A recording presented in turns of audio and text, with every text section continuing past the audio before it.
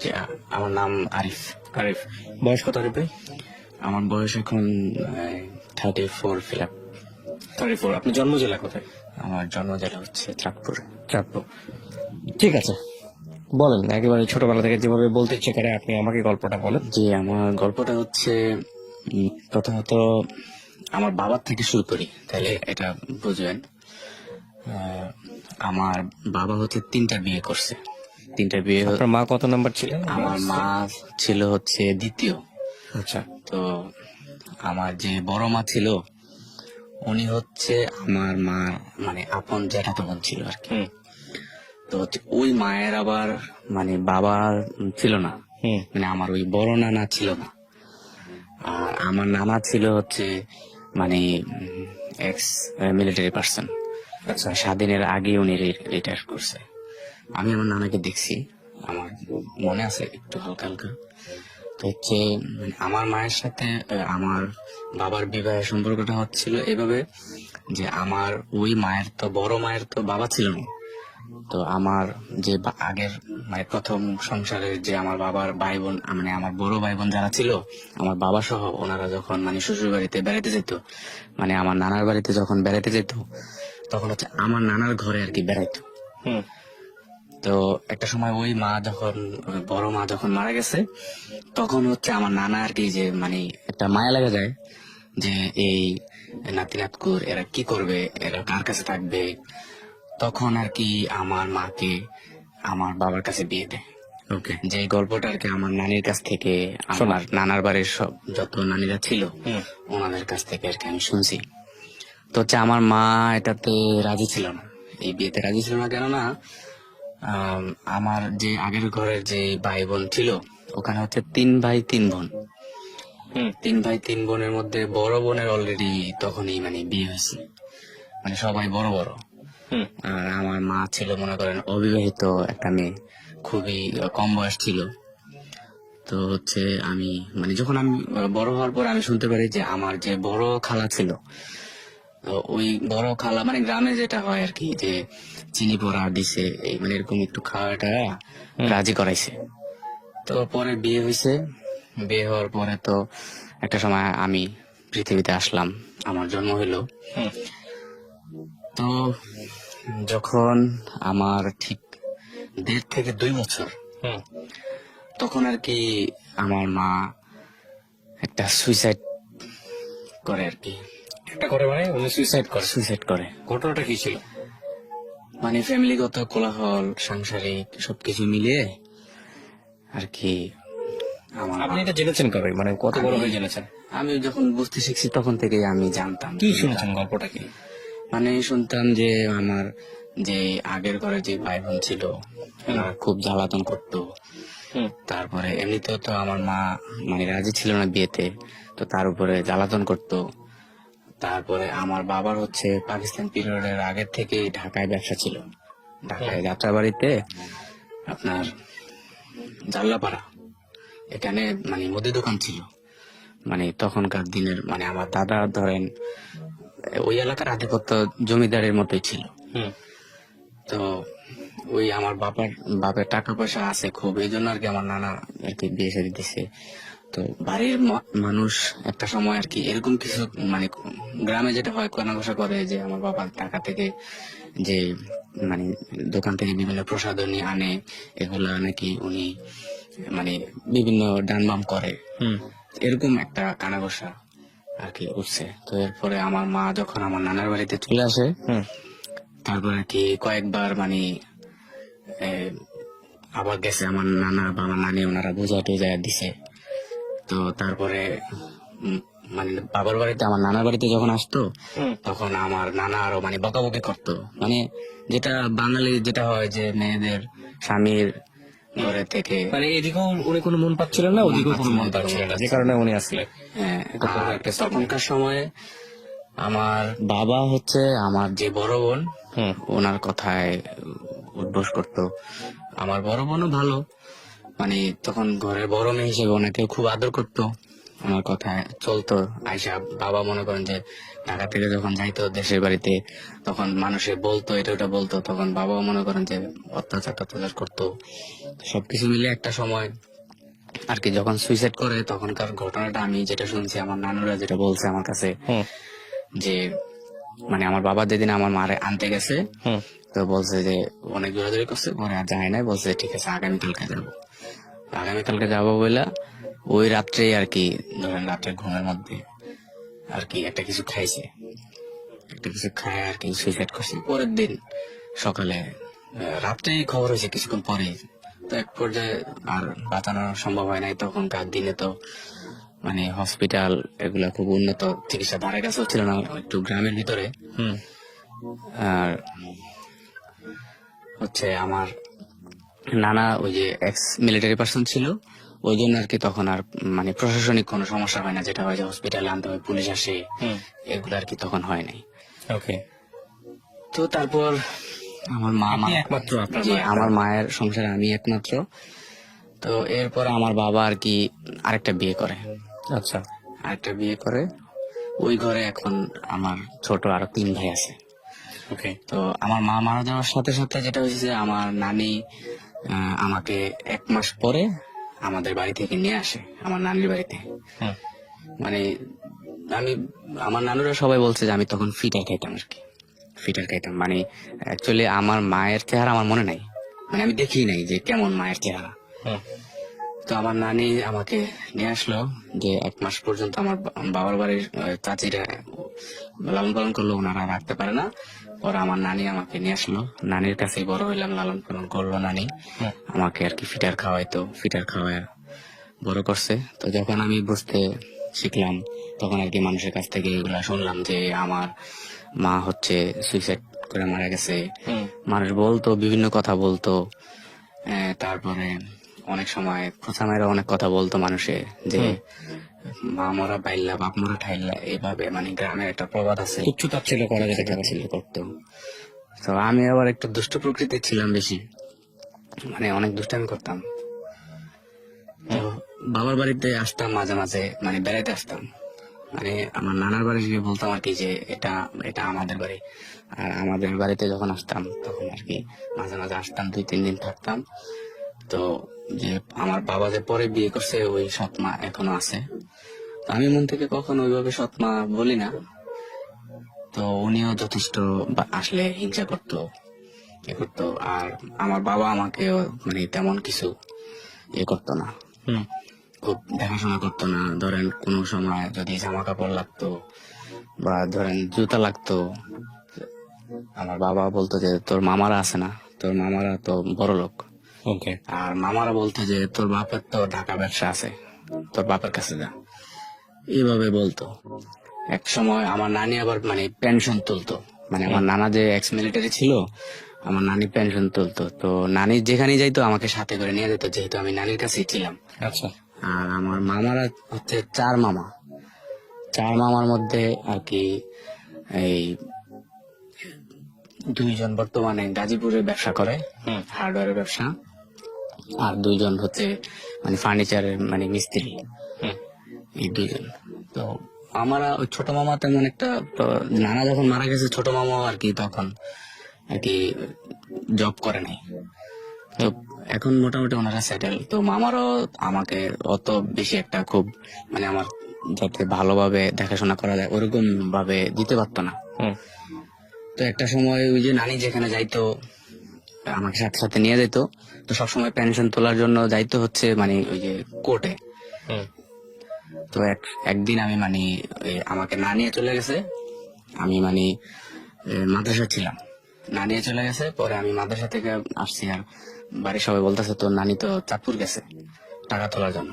হুম পরে আমি আর কি বাড়ি থেকে বেরোছি, বের হয়ে ধরেন চাঁদপুর ধরেন ডান দিকে, আমি বাম দিকে চলে গেছি। হুম মানে হাঁটতে হাঁটতে হাঁটতে হাঁটতে আমি চলে গেছি ধরেন হাজীগঞ্জ। ওকে। হাজীগঞ্জ চলে গেছি, এটা হচ্ছে 98 বন্যার সময় এই ঘটনাটা। হুম হাজীগঞ্জ চলে গেছি, ওখানে গেছি। আর একদিন ওই মানে একটা হোটেলে মানে খাবারের ওই যে বুটমুড়ি বিক্রি করে, খাইতেছি, বুটমুড়ি খাইতেছি। তো একজন ভদ্রলোক আমাকে দেখলো হাফ প্যান্ট পরা আর হচ্ছে গেঞ্জি পরা, উনি আমাকে খুব আদর করলো। আমার আবার একটা ইয়ে ছিল যে আমাকে যে খুব আদর টাদর করতো, আমি ওনাকে খুব মানে ভালোবাসতাম। এখনো ওই মানে মায়ার বিষয়টা আমার ভিতরে রয়ে গেছে। তো হচ্ছে উনি আমাকে ওনার কথা টথা বইলা বলে যে তুমি কোত্থেকে আসছো, এরকম ছেলে তো আর এই এলাকায় আমাদের এলাকায় আর দেখি নাই। উনি আমাকে নিয়ে গেল ওনার বাড়িতে। পরে আমি ওনাকে আমাদের মানে নানার বাড়ির আমাদের বাড়ির ঠিকানা সবকিছু ওনাকে বলছি। বলার পরে 98 বন্যার সময় উনি আমাদের বাড়িতে আইসা আমাকে দিয়ে গেছে। ওনার বাড়িতে তখন আমি 16 দিন ছিলাম। তো আমাদের বাড়িতে যখন দিয়ে গেছে তখন আমার বাবা ছিল। তখনকার সময় 98 বন্যার সময় আমাদের মানে গ্রামে যেটা হয় যে চৌকাট করা পাটাতন ঘর যেটাকে বলে, তখনকার সময় মানে আমাদের 2টা পাটাতন ঘর ছিল। তো আমার কাছে একটা বিষয় খারাপ লাগছে, যখন ওই ভদ্রলোক আমাকে নিয়ে আসছে আমাদের বাড়িতে, তখন আমার বাবা ওনারে আমার সামনেই মানে আকার ইঙ্গিতে বলছে যে মানে আপনার যদি নেন ওরে আমি লিখিত করে দিয়ে দিব। ও এটা বলছে। এই কথাটা আমি আজও বলতে পারিনি, আমি বলতে পারবো না। যদিও আমি এখন আমার বাবার ভিটায় থাকি, কিছু মানে আমি নিরুপায়। তো এরপরে একটা সময় আমার নানি মারা যায়। জন্য মানে আমার নানির যখন শেষ সময় বয়স, আমার মামারা বলা বলি করছিল যে তোরে অমুক একজন লোক আছে, বড় লোক, ওনাদের ছেলে সন্তান নাই, ওনাদের একটা ছেলে হইলে ওনারা পালবে, মানে এরকম আমাকে দেওয়ার জন্য মানে সরাসরি আমাকে প্রস্তাব করতেছে। আমি কিন্তু তখন সব বুঝি, হ্যাঁ আমি তখন সব বুঝি। মামারা আমাকে বলতো, আমার সেজ মামা আমাকে কয়েকবার বলছে। বলার পর এক পর্যায়ে আমি রাজি হয়েছি। তখন আমার নানি জীবিত ছিল। আর ছোটবেলা থেকে শুনতাম যে সবাই বলতো যে আমার মা মারা যাওয়ার পরে অনেক বড় লোক মানুষরা আসছে বিভিন্ন জায়গা থেকে যে আমার নেওয়ার জন্য, কিন্তু আমার নানি দেয় নাই। বলছে যে না, আমার জিয়ের মানে গ্রামের যে ভাষাটা, যে আমার জিয়ের শাল আমি আমার কাছে রাখবো, মানে জিএস আমার মেয়ের স্মৃতিটা আমার কাছে রাখবো, এরকম ভাবে আর কি আমার নানি রাখছিল। তো এক পর্যায়ে আর কি আমি ওই যে হাজীগঞ্জ যেখানে গেছিলাম, যে ভদ্রলোক আমাকে একবার আইনা দিয়ে গেছিল, 15-16 দিন ওনাদের কাছে ছিলাম। ওনারা খুব আমার আদর টাদর করছিল। তারপর আমার মা মারা গেছে শুনে ওনারাও আমাকে খুব আদর করছিল। তারপর আমি ওনাদের বাড়িতে চলে গেছি ডাইরেক্ট। যাওয়ার পরে ওনাদের ফ্যামিলির সাথে আমার একটা সম্পর্ক ছিল। মানে ওনাকে বাবা ডাকছি, তারপর হচ্ছে ওনার ওয়াইফকে মা ডাকছি। তারপরে ওনার 2টা মেয়ে ছিল, একটা ছেলে ছিল। ছেলেটা বড় ছিল আর মেয়ে 2টা মানে ছোট ছিল। ওনাদের ফ্যামিলির সাথে আমার ধরেন 12 বছরের একটা সম্পর্ক ছিল। মানে ওনাদের আদর ভালোবাসা এরকম হয়েছে যে আমি যে আমার নানার বাড়ি যে আছে, আমার বাড়ি যে আছে, আমি 12 বছরের মধ্যে মানে 2 বা 3 বার আসছি কিনা সন্দেহ, মানে ভুলে গেছি একদম। ওনাদের মায়ায় আমি এদিকের মায়া মানে ভুলে গেছি। তো হচ্ছে আমি একটা সময় যখন ওনাদের এই ওখানে যাতায়াত করতাম, থাকতাম, তো একটা সময় ওই ওনার এলাকার মানে কিছু মানুষ বলতো ওনার নাম নিয়ে যে ও এরে এভাবে মানে ভালোবাসা এভাবে রাখে, নিশ্চয়ই এর কাছে ও মেয়েটে বিয়ে দিয়ে ওরে রাখা দিবে, এরকম বলতো। তারপরে হচ্ছে ওনার যে শ্বশুর বাড়ি ছিল, মানে আমি নানার বাড়ি বলতাম, ওদের সাথে যাইতাম ওনার শ্বশুর বাড়িতে, নানা নানি বলতাম। তো ওনারাও বলতো যে তুমি কি তোমার এই নানা শ্বশুর বাড়িতে আসছো নাকি এমনি বেড়াইতে আসছো, মানে এরকম বিভিন্ন ইঙ্গিতে বলতো। তো বলার পরে হচ্ছে আমি একটা সময় চিন্তা করি যে উনি যদি মন থেকে এরকম কিছু চায়, তাইলে হয়তো বা ভালো হতে পারে। আমার যেহেতু গার্জিয়ান নাই, উনি তো আমার গার্জিয়ান, এরকম মানে ভাবতাম। তো হচ্ছে একটা সময় দেখলাম যে না, উনি এরকম কোনো কিছুই ভাবে নাই। তো আমি যখন মানে ইনকাম শুরু করলাম, মানে কাজ শিখলাম, আস্তে আস্তে কাজ করলাম, কম্পিউটারের কাজ শিখলাম, তারপরে ভিডিওগ্রাফির কাজ শিখলাম প্রথমে, তারপরে ভিডিও এডিটিং এর কাজ শিখলাম, তারপরে ফটোগ্রাফির কাজ শিখলাম। কাজ শেখার পরে আমি জব করা শুরু করলাম। তো হচ্ছে আমি যখন মানে জব করতে শুরু করলাম, টাকা ইনকাম করা শুরু করলাম। পড়াশোনা কত পর্যন্ত হলো? আমি পড়াশোনা বলতে যদি আমি একেবারে ওইভাবে বলি, আমার একাডেমিক কোনো মানে সার্টিফিকেট নেই। মানে একাডেমিক্যালি পড়াশোনা যান নাই, কোন স্কুলেই যান নাই? স্কুলে গেছি, ধরেন মানে আমার শিক্ষাটা এরকম শুরু হয়েছে, মক্তব দিয়ে শুরু করছি। মক্তব দিয়ে শুরু করার পরে একটা সময় বাংলাদেশে শুরু হইলো যে নুরানি শিক্ষা। নুরানি শিক্ষা শুরু হইলো। তো এর কিছুদিন আগে যেদিন ক্লাস 1-এ আমার মামা আমাকে ভর্তি করাইবো, ওই দিন হচ্ছে মানে ওই দিন রাত্রে আমাকে পড়াইছে সরাসরি কিভাবে কি কি পড়তে হবে। আর আগে থেকে আমি একটু মানে খুব চতুর ছিলাম। তো ওই দিনই যেদিন পরীক্ষা, প্রথম সাময়িক পরীক্ষা ক্লাস 1-এর, ওই দিনে আমাকে ভর্তি করাইছে। তো পরে ক্লাস 1-এ পড়ার পরে ক্লাস 2-তে আমার রোল নং 1 ছিল। তো 2-তে ক্লাস রোল নং 1 থাকার পরে হচ্ছে যেদিন স্কুল প্রথম খুলছে ওই দিন তো বই দেয়। ওই দিন আমি কি জন্য হেলামি করে আমি জানি না যে আজকে স্কুল খোলা, আমি আর স্কুলে যাইনি। পরের দিন স্কুলে গেছি, গিয়ে দেখি যে সবাই বই দিয়ে দিছে। তো পরে সবাই বই দিছে কিন্তু আমি বই পাইনি। পরে আমাদের একজন ম্যাডাম ছিল, ওনার ছেলে বই পাইছিল। তারপর ওনার ছেলের বইটা নিয়ে আমাকে দিছে, মানে আমাকে সবাই খুব আদর করতো। তো এরপর হয়েছে যখন ওই যে নুরানি মাদ্রাসা শুরু হইলো, তখন আমার মামা বললো যে আমাকে মানে মাদ্রাসায় পড়াবে। তারপর দিল নুরানি মাদ্রাসায়। তারপর নুরানি মাদ্রাসায় আমি মনে হয় এক বছরের 1.5 বছরের মতো পড়ছি। পড়ার পরে দেখলাম যে মানে ওখানে আবার হেফজ আছে। পরে আমি হেফজখানে চলে গেছি। তাহলে আপনার লেখাপড়া 2-3 পর্যন্ত কোন রকম বাংলা লাইনে? বাংলা লাইনে 2-3 পর্যন্ত প্রথমে। ওকে। তো আপনি প্রথম চাকরির ব্যাপারে বলছিলেন, আপনি প্রথম চাকরিটা কোথায় হলো? প্রথম চাকরিটা হয়েছে আমি ঢাকাতে। আমার লেখাপড়ার বিষয়টা আমি তাহলে আরেকটু বলতে চাই। শিওর। যখন দেখলাম যে আমি হেফজখানায় ভর্তি হয়েছি, আবার নুরানির অর্ধেক পড়ার পরে হেফজখানায় আমি ধরেন 2টা জায়গায় আমি 4 পারা থেকে 4 পারা মুখস্থ করছি, 5 পারা ধরছি। এরপর আমি দেখলাম যে না, আমার লেখাপড়াটা এভাবে হইতেছে না। মানে এরপর আমি নিজে নিজে উদ্যোগ নিলাম যে না, আমি এই স্কুলে আবার ভর্তি হবো, নিজের টাকা দেয়া, নিজে কিছু টাকা জোগায়া স্কুলে ভর্তি হবো। তারপর আমার যে গাজীপুর আমার যে মামা থাকে, উনি বললো যে না, ওনার বাসায় আমাকে নিয়ে যাওয়ার জন্য, ওখানে থেকে আমাকে লেখাপড়া করাবো। আমি এখানে স্কুলে সবার সাথে কথা বলছি যে আমি আবার ভর্তি হবো, আমি পড়বো। পরে আমার মামা কি করলো, আমাকে ওই কাপাসে নিয়ে গেল। ওখানে নিয়ে কি করলো, আমাকে ওই যে আলিয়া মাদ্রাসায় ভর্তি করাই দিল। মানে ওনারা বলতেছে যে স্কুলে ভর্তি করালে তো এখন স্কুল ড্রেস কিনা লাগবে, স্কুল ড্রেস বানাইতে হবে, তারপরে হচ্ছে বই কিনা লাগবে। তারপর ওনারা কি করলো, আমাকে আলিয়া মাদ্রাসায় ভর্তি করে দিল। বললো তোর তো পাঞ্জাবি আছে, পাঞ্জাবি টুপি এগুলো আছে, আর আলিয়া মাদ্রাসা থেকে বই দিবে, তাইলে মাদ্রাসায় পড়। আবার মাদ্রাসায় দিয়ে দিল। দেওয়ার পরে এখানে ক্লাস 3-তে আমি কয়েকদিন মানে ক্লাস করলাম 1 মাসের মতো। 1 মাসের মতো ক্লাস করার পরে দেখলাম যে এগুলো আমার কাছে খুব সহজ লাগে। পরে আমি ক্লাস 5-এর ক্লাসে বসলাম। ক্লাস 5-এর ক্লাসে বসে আমি ক্লাস 5-এ পড়লাম। ঠিক প্রথম সাময়িক পরীক্ষাটা যখন আসলো, তখন আমাকে পরীক্ষার ফিস দেয় না। তখন হচ্ছে আমি ওই দিন আর কি ওখান থেকে আমি মানে পালাইছি। আমার ওই মামার বাসা থেকে আমি পালাইছি। মামার বাসা থেকে যখন পালাচ্ছেন তখন আপনার বয়স কত? মামার বাসা থেকে যখন পালাইছি তখন বয়স আনুমানিক এই 12 এরকম হবে আর কি। তখন আপনি কোনো কিছু কাজ টাজ করেন না? না, তখনও কোনো কাজ করিনি, পালাইছেন? পালাইছি। পালানোর পরে আর কি যখন এই যে এক জায়গায় আসছি, আসার পরে এক জায়গায় ছিলাম অনেকদিন।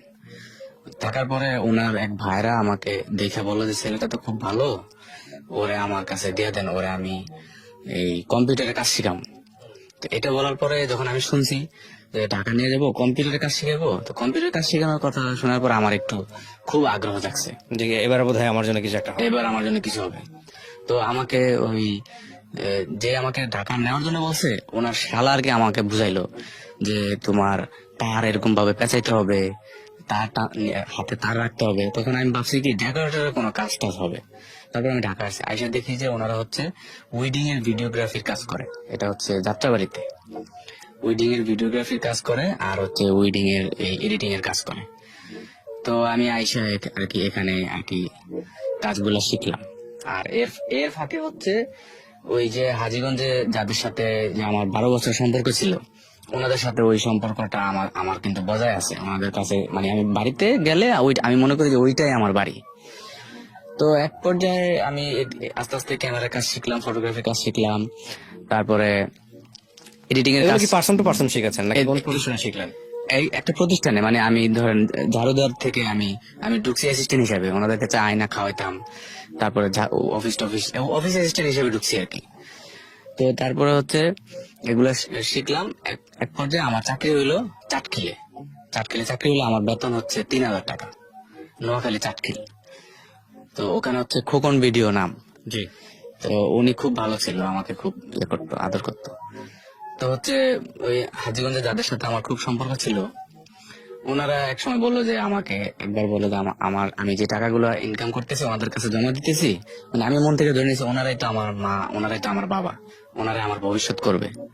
তো আমি টাকা ইনকাম করে ওনাদের কাছে দিছি। ওনারা একবার বলতেছে আমাকে জায়গা, আমার নামে জায়গা রেখা দিবে, মানে একটা জায়গা কিনে দিলে আমি ভবিষ্যতে বাড়ি টাড়ি করতে পারবো। তারপরে আরেকবার বলছিল আমাকে বিদেশ পাঠাবে।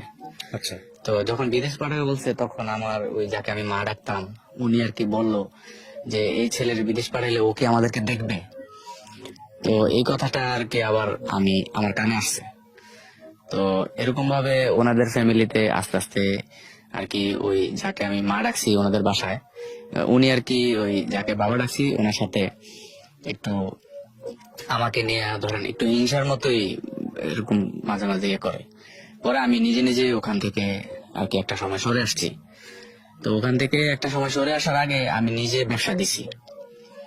আমি নিজে ব্যবসা দিছি হচ্ছে এই হাজীগঞ্জ বাজারে নিজে ব্যবসা দিছি।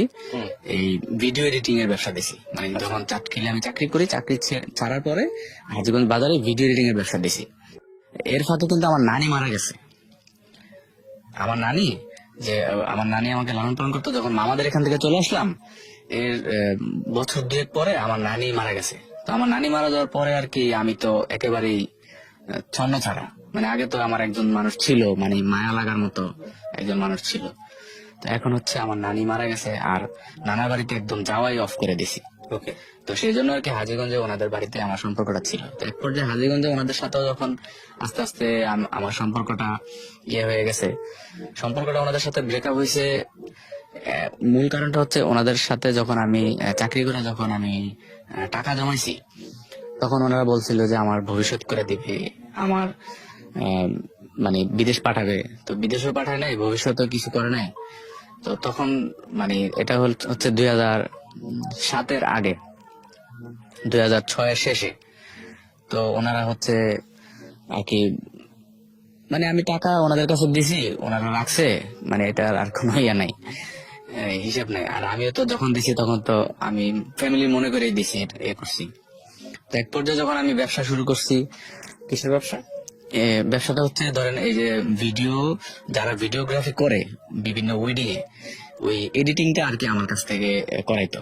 আমি এডিটিং মানে একটা কম্পিউটার নিয়ে একটা এডিটিং প্যানেল শুরু করছি। তারপরে হচ্ছে পাশাপাশি নিজে ভিডিও কাজ এগুলা নিজেও করতাম, আস্তে আস্তে শুরু করছি আর কি নিজে থেকে। তো এক পর্যায়ে ওখানে ব্যবসা কয়েক বছর 2-3 বছর করার পরে ওই যে ফ্যামিলির সাথে আমার সম্পর্ক ছিল ওনাদের সাথে যখন সম্পর্কটা আমার বিচ্ছিন্ন হয়ে গেল, তখন আমি ভাবলাম যে না, এখানে থাকলে আমি ওনাদের মায়ায় বলতে পারতেছি না, আমি ওনাদের মায়া এখনো বলতে পারি না, মানে ওনাদের সাথে এত বছর একটা রিলেশন। তো ওখান থেকে আমি নিজের ইচ্ছাতেই আর কি সরে আসছি। এর ফাঁকে আমি ব্যবসা ছেড়ে দিছি হচ্ছে ওখান থেকে ওনাদের ফ্যামিলির সাথে যখন সম্পর্কটা আমার ছিন্ন হয়ে গেল, ওই এলাকা থেকে মানে ব্যবসাটা ক্লোজ করে দিছি। ক্লোজ করে দেওয়ার পরে মাঝখানে এটা 2013-তে তখন আমি ঢাকায় আসি, যেখানে কাজ শিখছি ওখানে ওনাদের সাথে আমার যোগাযোগ ছিল। তারপরে আইসা আমি একটা মানে প্রথমে একটা ওরা স্যাটেলাইট আসে নাই, একটা টেলিভিশনে আমি জব করি। আচ্ছা, আপনার বর্তমান ব্যবসা কি টেলিভিশন চ্যানেল? হ্যাঁ, কি হিসেবে জব করেন ওখানে? তখন ওখানে আমি ভিডিও এডিটর হিসেবে একটা জব নিছি। ওকে। কত টাকা স্যালারি আসছে আপনি? এখন আপনি ইনকাম করেন কত? স্যালারি বাদ দেন, মানে সব মিলিয়ে এডিট করে সমস্ত কিছু মিলিয়ে। এখন শুধু আমি ওই জব থেকেই মানে 20,000 টাকা স্যালারি পাই। এটা দিয়ে আপনার সংসার চলে? এটা দিয়ে মোটামুটি এখন আল্লাহর রহমতে টুকটাক চলে। তো হচ্ছে মানে 2012-13 দিকে যখন ঢাকা আসি, যখন একটা টেলিভিশনে জব নেই, তখন ওখানে ওই জবটাতে আমি প্রথম 3 মাস হচ্ছে প্রতারিত হই। আচ্ছা। এরপর আমি আবার মানে দেশে চলে যাই। দেশে যাওয়ার পরে তারপরে 1 মাস পরে আমার একটা স্যাটেলাইট টেলিভিশন থেকে আর কি মানে বায়োডাটা দিছিলাম। বায়োডাটা দেওয়ার পরে ওনারা আমাকে নক করছে। নক করার পরে আমি ওখানে আসছি। আইসা আমার বলছে যে আপনি কি কি কাজ জানেন। পরে আমি বলছি আমাকে কাজ দেন। পরে প্যানেল টেস্ট নেওয়ার পরে আর কি দেখছে যে কাজ পারি। পরে আমি ওখানে জব করছি 3 মাস। আচ্ছা। 3 মাস জব করার পরে ধরেন হঠাৎ করে একদিন রমজান ঈদ গেছে, কোরবানি ঈদ গেছে, কাজে একদিন একটা ভুল হয়েছে। ভুল হওয়ার পরে ওনারা আর কি বললো যে আপনি চলে যান। তো পরে আর কি আমি চলে আসছি। চলে আসার পরে আমি আমাদের এলাকায় 2015-তে আবার ব্যবসা শুরু করছি। মানে আমার একটা কম্পিউটার ছিল, মানে আগে যে ব্যবসা ছিল একটা পিসি আমি রেখে দিয়েছিলাম, মানে সব সব জিনিসপত্র বিক্রি করে নিই। তারপরে আমার এলাকায় আবার ব্যবসা শুরু করি। ব্যবসা শুরু করার পরে আমি এদিকে দেখলাম যে আমি যখন হাজীগঞ্জ থেকে চলে আসছি, আমার এখন একটা ভবিষ্যৎ দরকার। এতদিন ডালে ছিলাম, তখন আমি আমাদের বাড়িতে গেছি।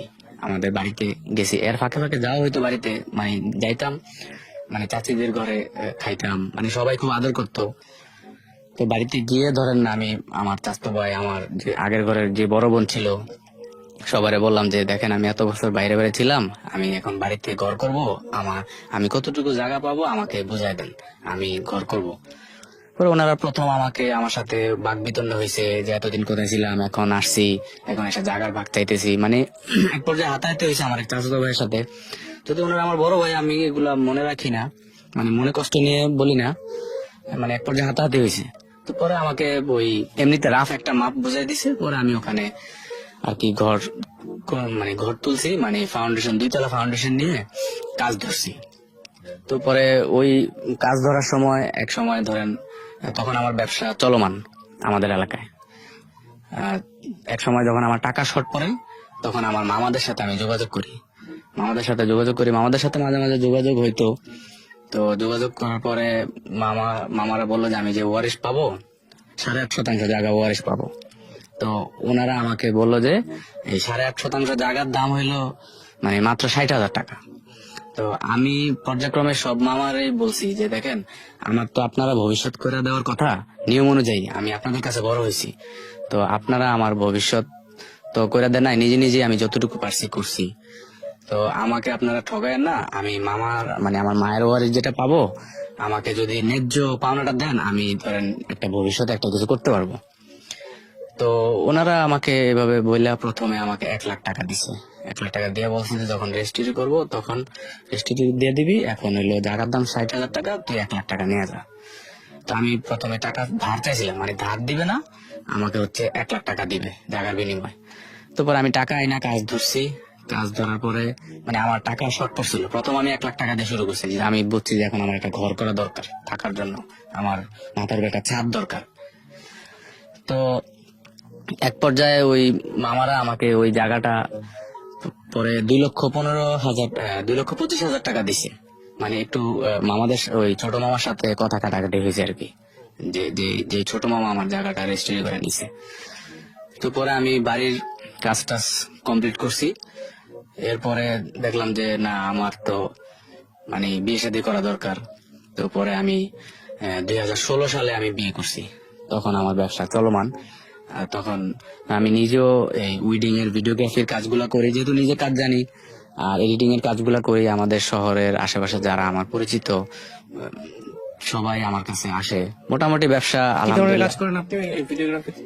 ভিডিওগ্রাফি এটা করছিলাম হচ্ছে উইডিং এর, সিনেমাটোগ্রাফি, উইডিং এর যে ভিডিওগুলো করে এগুলো আর কি। আর হচ্ছে ফটোগ্রাফি, মানে বিয়েতে যে ভিডিও ফটোগ্রাফি যেগুলো করে এগুলা, আর এডিটিং এগুলো আমি নিজে করতাম। আর আমার সাথে 2 জন ছিল, ওদেরকে দিয়ে করাইতাম। ওরা আমার ভাইয়ের মতো ছিল, ওদেরকে দিয়ে করাইতাম, আমি নিজেও করতাম। তো বিয়ে শাদী করার পরে হচ্ছে আমার শ্বশুর বাড়ির লোকজন যারা আছে তারাও সবাই, মানে আমি জানাইছি যে দেখেন আমার বাবা মা নাই, এরকম আপনারা দেখেন যে আপনারা মেয়ে দিবেন কিনা, মানে সবাইকে জানাই। তারপরে আমার যে বোনের জামাই বা আমার মামারা, মানে সবাইকে আমি নিয়ে গেছি। মানে আমরা মানে মুরব্বী 10-12 জনকে নিয়ে আমি মানে বিয়েতে গেছি, বিয়ে করছি। তো আলহামদুলিল্লাহ আপনাদের দোয়া এখন আমার একটি কন্যা সন্তান আছে। আপনার ওয়াইফ আপনার এই গল্পটা জানে? আমার ওয়াইফ আমার এই গল্পটা জানে। প্রথমে জানতো না, প্রথমে জানতো আর কি যে এমনি মা নাই, হয়তো বা বাবা মা মারা গেছে, একটা সময় তো সবাই মারা যায়। তো এখন জানে, এখন জানে। কিভাবে দেখে আপনাকে, মানে আপনি সংসার জীবনে সুখী কিনা? সংসার জীবনে সুখী বলতে ও আমার কাছে একটা জিনিসই খারাপ লাগে, ও শুধু মাঝে মাঝে যখন মানে সাংসারিক জীবনে তো ঝগড়া টগড়া টুকটাক হয়, ও শুধু আমাকে একটা কথা কয়েকবারই বলছে যে আপনার মা এমনি এমনিতে তো বিষ খেয়ে মরে নাই। এটা একটা বড় সমস্যা। কথাটা কয়েকবার আমাকে বলছে। তো এই কথাটা ও যখন আমাদের বাড়িতে আসছে সর্বপ্রথম আমার এই সৎ মা ওরে বলছে যে ওর মা তো বিষ খেয়ে মারা গেছে। তো আর কি এই জিনিসটা যখন বলে তখন আমার কাছে খুব খারাপ লাগে। তো আমার এখন, আপনি তাকে কখনো বলেছেন যে তুমি এই জাতীয় কথা না বলতে? হ্যাঁ বলছি যে আমার মারে নিয়ে যাতে কখনো কোনো কথা না বলে। আর আমার একটা কথা হচ্ছে কি যে আমি তো এটা পরিস্থিতির শিকার। আমি তো মানে কি বলবো, এখানে তো আমার কোনো দোষ নাই। আমার মা একটা অ্যাক্সিডেন্ট হয়েছে, এটা তো একটা পরিস্থিতির শিকার। তো আল্লাহ, আমার একজন কন্যা সন্তান আছে, তার এই 2-2.5 মাস পরে তার হচ্ছে 4 বছর পূর্ণ হবে। তো আমার মেয়ে হওয়ার পরে এখন আমার মেয়ে আমাকে যথেষ্ট আমার ভক্ত। আমাকে ছাড়া আমার মেয়ে মানে কিছুই বোঝে না। কেন বললেন আপনার এই গল্পটা আজকে রেডিওতে? আপনার কারণটা কি ছিল? কারণটা হচ্ছে আমার তো আসলে একটা ছোটবেলা থেকে আমি ধরেন মানে আমি যে কি পরিমাণ লাত্তি উষ্টা খাইছি জায়গায় জায়গায়, মানে এটা আমি ছাড়া আর কেউ মানে অনুভব করা সম্ভব না, মানে ফিল করা সম্ভব না, একমাত্র আমি ছাড়া। মানে আমি যেখানে কাজ শিখতে গেছি, যেখানে কাজ শিখছি, মানে এমন সময় গেছে রমজান মাস আমি রোজা, দেখা গেছে ক্ষুদ্র একটা বিষয় নিয়ে দেখা গেছে আমার সাথে গালাগালি হয়েছে। মানে এই যে এক জায়গা থেকে আরেক জায়গা, আরেক জায়গা থেকে আরেক জায়গা, এই যে একটা স্ট্রাগল। তারপর বিশেষ করে সবচেয়ে বেশি বিষয়টা আমার খারাপ লাগছে যে আমার মানুষের সিম্পেথি নিয়ে বড় হইতে হয়েছে। মানে মানুষ সবসময় আমাকে খুব করুণার সাথে দেখছে যে আরে ওর মা নাই, আরে ওর মা নাই, মানে এই বিষয়টা আমার কাছে। কিন্তু আমার 12 বছর পর্যন্ত আমার বাবা বেঁচে ছিল। আমার যখন 12 বছর বয়স তখন আমার বাবা বেঁচে ছিল, কিন্তু আমার বাবা বেঁচে থাকতো আমাকে দেখাশোনা করে নাই। আর আমার মামারা সবসময় খোটা দিত যে তোর বাপের তো টাকা পয়সা কম নাই। মামারা দিত এই খোটা, আর বাপেও দিত, বলতো তোর মামাদের তো অভাব নাই। মানে আমার মানে আপনি ভাবতে পারেন যে একদিন আমার জুতা লাগবো, আমার নানা বাড়ি থেকে আমাদের বাড়িতে আসছি, আয়সা আব্বারা যখন বলছে যে আমার জুতা লাগবে, আমার এই স্মৃতিটা এখনো মনে আছে। আমার রিসেন্ট বড় যে যে মানে আগের ঘরে যে 3 ভাইয়ের মধ্যে সবার ছোট আমার বড় শরীফ, মানে ওর জুতা আমি চুরি করে নিয়ে গেছি। মানে আসছি যখন আমাকে বলছে যে তোর মামারা কিনে দেয় না, তখন ওর জুতা আমি পয়রা নিয়ে গেছি। এরপরে ওই যে বললাম যখন ক্লাস 5-এ আমি আমাকে নিয়ে ভর্তি করাইলো, পরীক্ষার সময় পরীক্ষার ফিস দেয় নাই। আর হচ্ছে আমাকে স্কুলে পড়ায় নাই, স্কুলে পড়ার খরচ মাদ্রাসায় হচ্ছে, মাদ্রাসার যে কয়দিন পড়ছি মানে মাদ্রাসা হচ্ছে আমার এতিমখানায় পড়তে হয়েছে। আর তখনকার সময় এতিমখানা ছিল অন্যরকম, বর্তমানে তো এখন অনেক উন্নত হয়েছে। তখনকার সময় হচ্ছে বছরে 6 মাস হচ্ছে মাদ্রাসা হচ্ছে কালেকশন করতে হতো, মানে মাদ্রাসার ছাত্রদেরকে দিয়ে ধান চাউল এগুলো কালেকশন করতে হতো, মানে পড়াশোনা হইতো না। মানে আমার পড়াশোনা ওই দিক দিয়ে মানে টোটাল নষ্ট হয়েছে। কিন্তু আমি যে কয়েকদিন লেখাপড়া করছি, আমি কোনোদিন মানে পড়ার সময় পাইনি যে আমি যখন আমি সবক দিব বা ক্লাসে যখন পড়বো ওই পড়ার সময়টা পাইনি, কিন্তু আমি পড়ার সময় ঠিকই পড়া দিছি। মানে ফ্যাসিলিটিস এর কারণে আমার মানে লাইফটা ধ্বংস হয়ে গেছে। অথচ আমার একজন আমার ইয়ারমেট, একজন কলেজের প্রফেসর ভালো ভালো অবস্থানে আছে। তো আমি একটা কথা বলার কি আমি বলতে চাই আপনার মাধ্যমে যে আমি বর্তমানে কিছু কিছু সমস্যা ফেস করি। বর্তমানে সমস্যাটা হচ্ছে আমি বিভিন্ন জায়গায় ইন্টারভিউ যখন দিতে যাই তখন মানে সার্টিফিকেটকে মূল্যায়ন করে, সার্টিফিকেট মূল্যায়ন করবে এটাই স্বাভাবিক, আমি এটাকে মানে সম্মান করি। কিন্তু আমি বলতে চাই যে যে আমি একটা মানে পরিস্থিতির শিকার, মানে এটার জন্য কিন্তু আমি দায়ী না।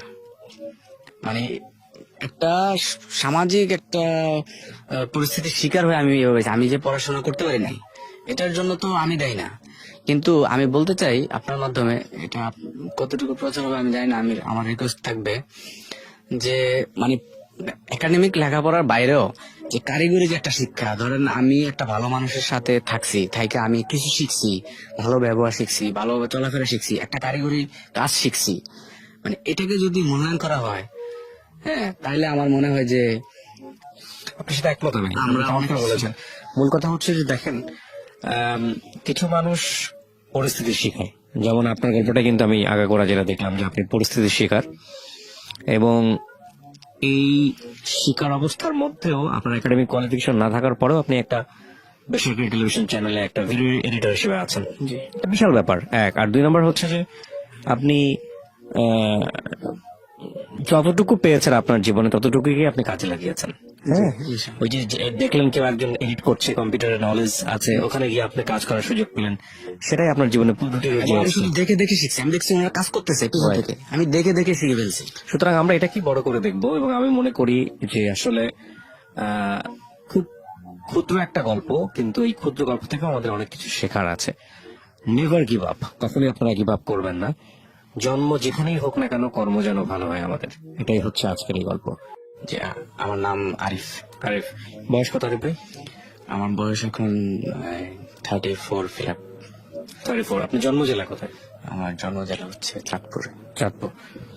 ঠিক আছে, বলেন একেবারে ছোটবেলা থেকে যেভাবে বলতে ইচ্ছে করে আপনি আমাকে গল্পটা বলেন। যে আমার গল্পটা হচ্ছে প্রথমত আমার বাবার থেকে শুরু করি, তাহলে এটা বুঝবেন। আমার বাবা হচ্ছে 3টা বিয়ে করছে। 3টা বিয়ে। আপনার মা কত নাম্বার ছিলেন? আমার মা ছিল হচ্ছে দ্বিতীয়।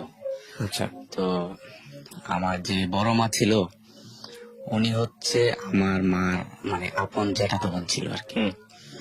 তো হচ্ছে ওই মায়ের আবার মানে বাবা ছিল না, মানে আমার ওই বড় নানা ছিল না। আর আমার নানা ছিল হচ্ছে মানে এক্স মিলিটারি পার্সন। আচ্ছা। স্বাধীনের আগে উনি রিটায়ার করছে। আমি আমার নানাকে দেখছি, আমার মনে আছে একটু হালকা হালকা। তো হচ্ছে মানে আমার মায়ের সাথে আমার বাবার বিবাহের সম্পর্কটা হচ্ছিল এভাবে যে আমার ওই মায়ের তো বড় মায়ের তো বাবা ছিল না। তো আমার যে আগের মানে প্রথম সংসারের যে আমার বাবার ভাই বোন, মানে আমার বড় ভাই বোন যারা ছিল, আমার বাবা সহ, ওনারা যখন মানে শ্বশুর বাড়িতে বেড়াইতে যেত, মানে আমার নানার বাড়িতে যখন বেড়াইতে যেত, তখন হচ্ছে আমার নানার ঘরে আর কি বেড়াইতো। তো একটা সময় ওই মা যখন বড় মা যখন মারা গেছে, তখন হচ্ছে আমার নানা আর কি যে মানে একটা মায়া লাগা যায় যে এই নাতি নাতকুর এরা কি করবে, এরা কার কাছে থাকবে। তখন আর কি আমার মাকে আমার বাবার কাছে দিয়ে দেয়। ওকে। যে গল্পটা আর কি আমার নানির কাছ থেকে, আমার নানার বাড়ির সব যত নানিরা ছিল ওনাদের কাছ থেকে আর কি আমি শুনছি। তো হচ্ছে আমার মা এটাতে রাজি ছিল না, এই বিয়েতে রাজি ছিল না। কেননা আমার যে আগের ঘরের যে ভাই বোন ছিল, ওখানে হচ্ছে 3 ভাই 3 বোন। 3 ভাই 3 বোনের মধ্যে বড় বোনের অলরেডি তখনই মানে বিয়ে হয়েছে, মানে সবাই বড় বড়। আর আমার মা ছিল মনে করেন অবিবাহিত একটা মেয়ে, খুবই কম বয়স ছিল। তো হচ্ছে আমি মানে যখন আমি বড় হওয়ার পর আমি শুনতে পারি যে আমার যে বড় খালা ছিল, তো ওই বড় খালা মানে গ্রামে যেটা হয় আর কি যে চিনি পড়া দিছে, এই মানে এরকম একটু খাওয়াটা রাজি করাইছে। তো পরে বিয়ে হয়েছে। বিয়ে হওয়ার পরে তো একটা সময় আমি পৃথিবীতে আসলাম, আমার জন্ম হলো। তো যখন আমার ঠিক 1.5 থেকে 2 বছর, তখন আর কি আমার মা একটা সুইসাইড করে আর কি। একটা করে মানে সুইসাইড করে? সুইসাইড করে। ঘটনাটা কি ছিল? মানে ফ্যামিলিগত কোলাহল, সাংসারিক সবকিছু মিলিয়ে আর কি আমার আপনি এটা জেনেছেন কবে, মানে কত বড় হয়ে জেনেছেন? আমি যখন বুঝতে শিখছি তখন থেকে আমি জানতাম। কি শুনছেন, গল্পটা কি? মানে শুনতাম যে আমার যে আগের ঘরে যে ভাই বোন ছিল, ওনারা খুব জ্বালাতন করতো। তারপরে এমনিতেও তো আমার মা মানে রাজি ছিল না বিয়েতে, তো তার উপরে জ্বালাতন করতো। তারপরে আমার বাবার হচ্ছে পাকিস্তান পিরিয়ডের আগের থেকেই ঢাকায় ব্যবসা ছিল, ঢাকায় যাত্রাবাড়িতে আপনার জাল্লাপাড়া, এখানে মানে মুদি দোকান ছিল। মানে তখনকার দিনের মানে আমার দাদা ধরেন ওই এলাকার আধিপত্য জমিদারের মতোই ছিল। তো ওই আমার বাপের টাকা পয়সা আছে খুব, এই জন্য আর কি আমার নানা আর কি বিয়ে শাদী দিছে। তো বাড়ির মানুষ একটা সময় আর কি এরকম কিছু মানে গ্রামে যেটা হয় কেনাবেচা করে যে আমার বাবা ঢাকা থেকে যে মানে দোকান থেকে বিভিন্ন প্রসাধনী আনে, এগুলা নাকি উনি মানে বিভিন্ন ডানবাম করে, এরকম একটা কানাঘোষা আর কি উঠছে। তো এরপরে আমার মা যখন আমার নানার বাড়িতে চলে আসে, তারপর আর কি কয়েকবার মানে আবার গেছে আমার নানা বা আমার নানি, ওনারা বোঝা টোঝা দিছে। তো তারপরে মানে বাবার বাড়িতে আমার নানার বাড়িতে যখন আসতো তখন আমার নানা আরো মানে বকাবকি করতো, মানে যেটা বাঙালি যেটা হয় যে মেয়েদের স্বামীর ঘরে থেকে মানে এদিকেও উনি কোনো মন পাচ্ছিলেন না, ওদিকেও কোনো মন পাচ্ছিলেন না, যে কারণে উনি আসলে হ্যাঁ। আর তখনকার সময়ে আমার বাবা হচ্ছে আমার যে বড় বোন, ওনার কথায় উঠবোস করতো। আমার বড় বোনও ভালো, মানে তখন ঘরের বড় মেয়ে হিসেবে ওনাকে খুব আদর করতো, ওনার কথায় চলতো। আইসা বাবা মনে করেন যে ঢাকা থেকে যখন যাইতো দেশের বাড়িতে, তখন মানুষে বলতো এটা ওটা বলতো, তখন বাবাও মনে করেন যে অত্যাচার টত্যাচার করতো। সবকিছু মিলে একটা সময় আর কি যখন সুইসাইড করে, তখনকার ঘটনাটা আমি যেটা শুনছি, আমার নানুরা যেটা বলছে আমার কাছে, যে মানে আমার বাবা যেদিন আমার মারে আনতে গেছে, তো বলছে যে অনেক দৌড়াদৌড়ি করছে, পরে আর যায় নাই, বলছে ঠিক আছে আগামীকালকে যাবো। আগামীকালকে যাবো বলে ওই রাত্রে আর কি ধরেন রাত্রে ঘুমের মধ্যে আর কি একটা কিছু খাইছে, একটা কিছু খায় আর কি সুইসাইড করছে। পরের দিন সকালে রাত্রেই খবর হয়েছে কিছুক্ষণ পরে। তো এক পর্যায়ে আর বাঁচানো সম্ভব হয় নাই। তখনকার দিনে তো মানে হসপিটাল এগুলা খুব উন্নত চিকিৎসা ধারে কাছেও ছিল না, একটু গ্রামের ভিতরে। আর হচ্ছে আমার নানা ওই যে এক্স মিলিটারি পার্সন ছিল, ওই জন্য আর কি তখন আর মানে প্রশাসনিক কোনো সমস্যা হয় না, যেটা হয় যে হসপিটালে আনতে হয়, পুলিশ আসে, এগুলো আর কি তখন হয় নাই। ওকে। তো তারপর আমার মা একমাত্র আপনার জি, আমার মায়ের সংসারে আমি একমাত্র। তো এরপরে আমার বাবা আর কি আরেকটা বিয়ে করে। আচ্ছা। আরেকটা বিয়ে করে ওই ঘরে এখন আমার ছোট আরো 3 ভাই আছে। ওকে। তো আমার মা মারা যাওয়ার সাথে সাথে যেটা হয়েছে যে আমার নানি আমাকে 1 মাস পরে আমাদের বাড়ি থেকে নিয়ে আসে আমার নানির বাড়িতে। মানে আমি আমার নানুরা সবাই বলছে যে আমি তখন ফিটার খাইতাম আর কি, ফিটার খাইতাম। মানে অ্যাকচুয়ালি আমার মায়ের চেহারা আমার মনে নাই, মানে আমি দেখি নাই যে কেমন মায়ের চেহারা। তো আমার নানি আমাকে নিয়ে আসলো, যে 1 মাস পর্যন্ত আমার বাবার বাড়ির চাচিরা লালন পালন করলো, ওনারা রাখতে পারে না। পরে আমার নানি আমাকে নিয়ে আসলো, নানির কাছে বড় হইলাম, লালন পালন করলো নানি আমাকে আর কি, ফিটার খাওয়াইতো, ফিটার খাওয়ায় বড় করছে। তো যখন আমি বুঝতে শিখলাম তখন আর কি মানুষের কাছ থেকে এগুলা শুনলাম যে আমার মা হচ্ছে সুইসাইড করে মারা গেছে। মানুষ বলতো, বিভিন্ন কথা বলতো। তারপরে অনেক সময় খোঁচা মায়েরা অনেক কথা বলতো মানুষে, যে মা মরা বাইল্লা বাপ মরা ঠাইল্লা, এইভাবে মানে গ্রামের একটা প্রবাদ আছে, তুচ্ছতাচ্ছিল্য করা যেটা ছিল করতো। তো আমি আবার একটু দুষ্ট প্রকৃতির ছিলাম বেশি, মানে অনেক দুষ্টামি করতাম। তো বাবার বাড়িতে আসতাম মাঝে মাঝে, মানে বেড়াইতে আসতাম, মানে আমার নানার বাড়ি গিয়ে বলতাম আর কি যে এটা এটা আমাদের বাড়ি। আর আমাদের বাড়িতে যখন আসতাম তখন আর কি মাঝে মাঝে আসতাম, 2-3 দিন থাকতাম।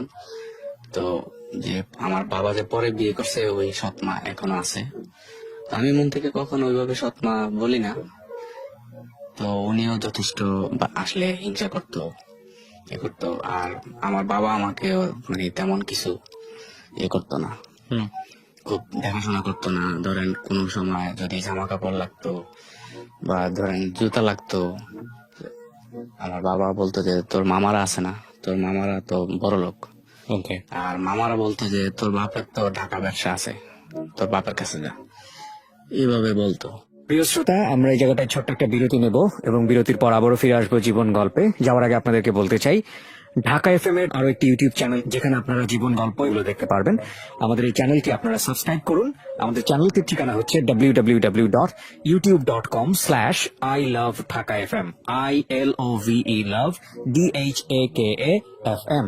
চ্যানেলটিতে গিয়ে আপনারা সাবস্ক্রাইব করুন। আমার এই অনুষ্ঠানগুলোতে যদি আপনি অংশগ্রহণ করতে চান আমাদেরকে ফোন করবেন। আমাদের ফোন নাম্বারটি হচ্ছে 09611904904। আমি আবারও বলছি 09611904904। ওকে, ছোট্ট একটা বিরতি। জীবন গল্প, জীবন গল্প, জীবন নাটকের চেয়েও নাটকীয়।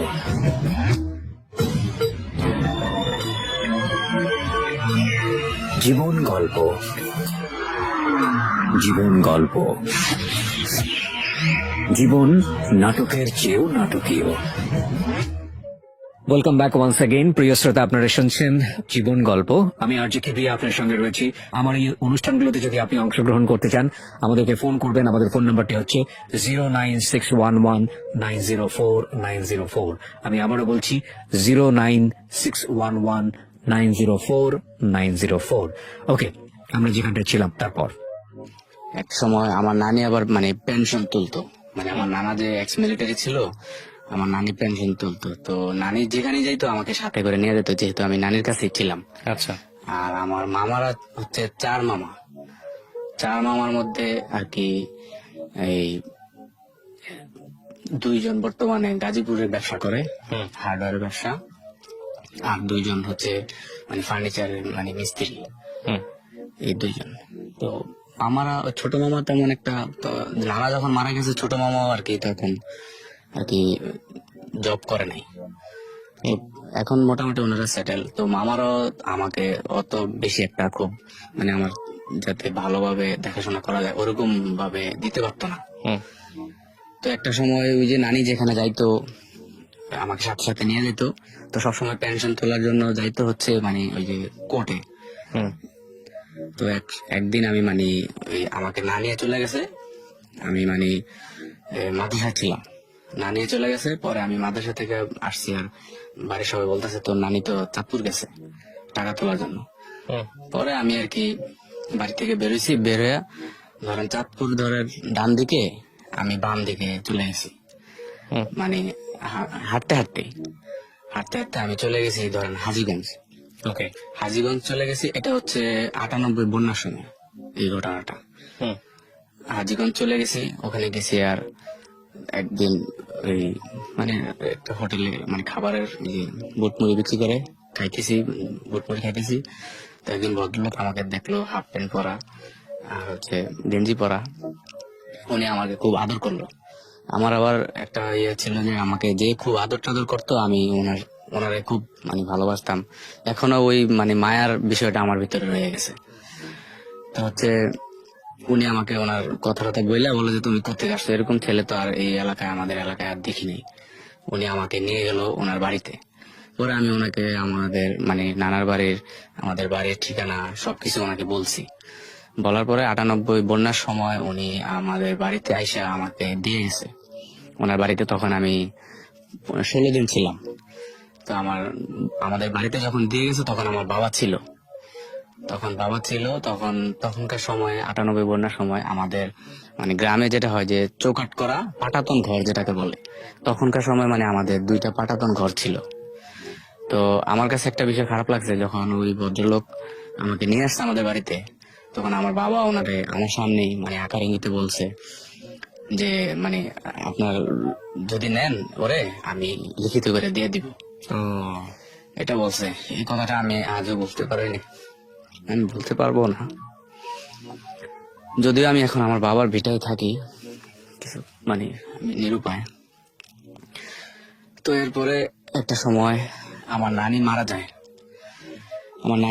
জন্য মানে আমার নানির যখন শেষ সময় বয়স, আমার মামারা বলা বলি করছিল যে তোরে অমুক একজন লোক আছে বড় লোক, ওনাদের ছেলে সন্তান নাই, ওনাদের একটা ছেলে হইলে ওনারা পালবে, মানে এরকম আমাকে দেওয়ার জন্য মানে সরাসরি আমাকে প্রস্তাব করতেছে। আমি কিন্তু তখন সব বুঝি, হ্যাঁ আমি তখন সব বুঝি।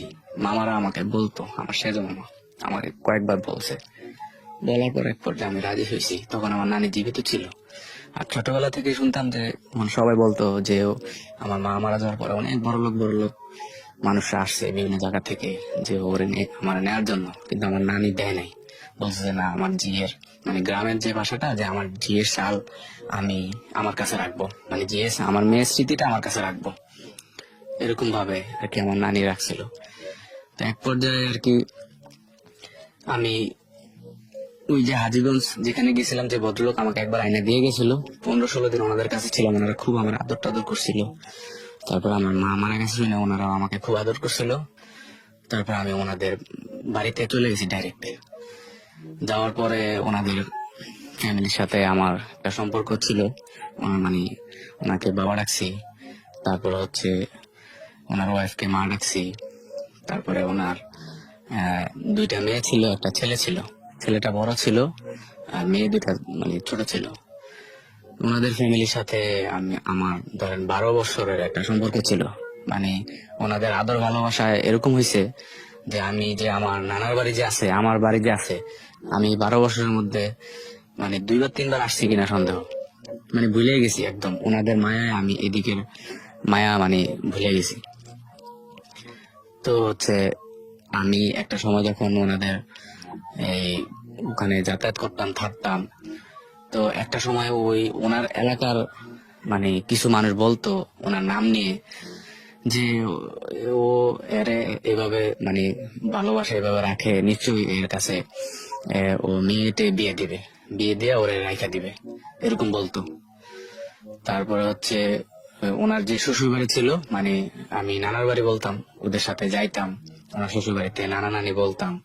তো ওনারাও বলতো যে তুমি কি তোমার এই নানা শ্বশুর বাড়িতে আসছো নাকি এমনি বেড়াইতে আসছো, মানে এরকম বিভিন্ন ইঙ্গিতে বলতো।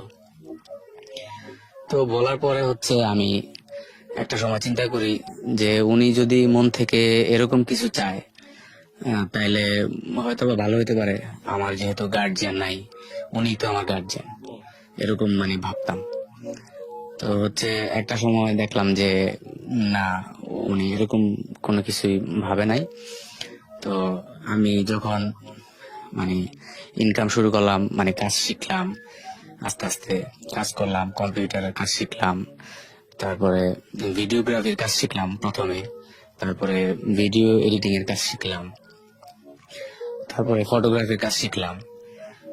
কাজ শেখার পরে আমি জব করা শুরু করলাম। তো হচ্ছে আমি যখন মানে জব করতে শুরু করলাম, টাকা ইনকাম করা শুরু করলাম। পড়াশোনা কত পর্যন্ত করো? আমি পড়াশোনা বলতে যদি আমি একেবারে ওইভাবে বলি, আমার একাডেমিক কোনো মানে সার্টিফিকেট নেই। মানে একাডেমিক্যালি পড়াশোনা যান নাই, কোন স্কুলে যান নাই? স্কুলে গেছি, ধরেন মানে আমার শিক্ষাটা এরকম শুরু হয়েছে, মক্তব দিয়ে শুরু করছি। মক্তব দিয়ে শুরু করার পরে একটা সময় বাংলাদেশে শুরু হইলো যে নুরানি শিক্ষা, নুরানি শিক্ষা শুরু হইলো। তো এর কিছুদিন আগে যেদিন ক্লাস 1-এ আমার মামা আমাকে ভর্তি করাইবো, ওই দিন হচ্ছে মানে ওই দিন রাত্রে আমাকে পড়াইছে সরাসরি কিভাবে কি কি পড়তে হবে। আর আগে থেকে আমি একটু মানে খুব চতুর ছিলাম। তো ওই দিনই যেদিন পরীক্ষা, প্রথম সাময়িক পরীক্ষা ক্লাস 1-এর, ওই দিনে আমাকে ভর্তি করেছে। তো পরে ক্লাস 1-এ পড়ার পরে ক্লাস 2-তে আমার রোল নং 1 ছিল। তো 2-তে ক্লাস রোল নং 1 থাকার পরে হচ্ছে যেদিন স্কুল প্রথম খুলছে ওই দিন তো বই দেয়। ওই দিন আমি কি জন্য হেলামি করে আমি জানি না যে আজকে স্কুল খোলা, আমি আর স্কুলে যাইনি। পরের দিন স্কুলে গেছি, গিয়ে দেখি যে সবাই বই দিয়ে দিছে। তো পরে সবাই বই দিছে কিন্তু আমি বই পাইনি। পরে আমাদের একজন ম্যাডাম ছিল, ওনার ছেলে বই পাইছিল। তারপরে ওনার ছেলের বইটা নিয়ে আমাকে দিছে, মানে আমাকে সবাই খুব আদর করতো। তো এরপর হয়েছে যখন ওই যে নুরানি মাদ্রাসা শুরু হইলো, তখন আমার মামা বললো যে আমাকে মানে মাদ্রাসায় পড়াবে। তারপর দিল নুরানি মাদ্রাসায়। তারপর নুরানি মাদ্রাসায় আমি মনে হয় এক বছরের 1.5 বছরের মতো পড়ছি। পড়ার পরে দেখলাম যে মানে ওখানে আবার হেফজ আছে। পরে আমি হেফজখানে চলে গেছি। তার মানে আপনার লেখাপড়া 2-3 পর্যন্ত কোন রকম বাংলা লাইনে? বাংলা লাইনে 2-3 পর্যন্ত প্রথমে। ওকে। তো আপনি প্রথম চাকরির ব্যাপারে বলছিলেন, আপনার প্রথম চাকরিটা কোথায় হলো? প্রথম চাকরিটা হয়েছে আমি ঢাকাতে। আমার লেখাপড়ার বিষয়টা আমি তাহলে একটু বলতে চাই। যখন দেখলাম যে আমি হেফজখানায় ভর্তি হয়েছি, আবার নুরানি অর্ধেক পড়ার পরে হেফজখানায় আমি ধরেন 2টা জায়গায় আমি 4 পারা থেকে 4 পারা মুখস্থ করছি, 5 পারা ধরছি। এরপর আমি দেখলাম যে না, আমার লেখাপড়াও হইতেছে না, মানে এরপর আমি নিজে নিজে উদ্যোগ নিলাম যে না, আমি এই স্কুলে আবার ভর্তি হবো, নিজের টাকা দিয়া, নিজে কিছু টাকা জোগায়া স্কুলে ভর্তি হবো। তারপর আমার যে গাজীপুর আমার যে মামা থাকে, উনি বললো যে না, ওনার ওনার বাসায় আমাকে নিয়ে যাওয়ার জন্য, ওখানে থেকে আমাকে লেখাপড়া করাইবো। আমি এখানে স্কুলে সবার সাথে কথা বলছি যে আমি আবার ভর্তি হবো, আমি পড়বো। পরে আমার মামা কি করলো, আমাকে ওই কাপাসে নিয়ে গেল। ওখানে নিয়ে কি করলো, আমাকে ওই যে আলিয়া মাদ্রাসায় ভর্তি করাই দিল। মানে ওনারা বলতেছে যে স্কুলে ভর্তি করালে তো এখন স্কুল ড্রেস কিনা লাগবে, স্কুল ড্রেস বানাইতে হবে, তারপরে হচ্ছে বই কিনা লাগবে। তারপর ওনারা কি করলো, আমাকে আলিয়া মাদ্রাসায় ভর্তি করে দিল। বললো তোর তো পাঞ্জাবি আছে, পাঞ্জাবি টুপি এগুলো আছে, আর আলিয়া মাদ্রাসা থেকে বই দিবে, তাহলে মাদ্রাসা কর। আবার মাদ্রাসায় দিয়ে দিল। দেওয়ার পরে এখানে ক্লাস 3-তে আমি কয়দিন মানে ক্লাস করলাম, 1 মাসের মতো। 1 মাসের মতো ক্লাস করার পরে দেখলাম যে এগুলো আমার কাছে খুব সহজ লাগে। পরে আমি ক্লাস 5-এর ক্লাসে বসলাম। ক্লাস 5-এর ক্লাসে বসে আমি ক্লাস 5-এ পড়লাম। ঠিক প্রথম সাময়িক পরীক্ষাটা যখন আসলো, তখন আমাকে পরীক্ষার ফিস দেয় না।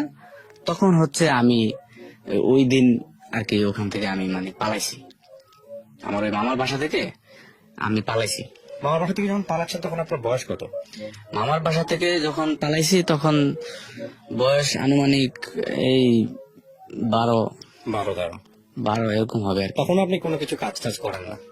না, তখনও কোনো কাজ করিনি, পালাইছেন? পালাইছি। পালানোর পরে আর কি যখন এই যে এক জায়গায় আসছি, আসার পরে এক জায়গায় ছিলাম অনেকদিন। থাকার পরে ওনার এক ভাইরা আমাকে দেখে বললো যে ছেলেটা তো খুব ভালো, ওরে আমার কাছে দিয়ে দেন, ওরে আমি এই কম্পিউটারের কাজ শিখাম।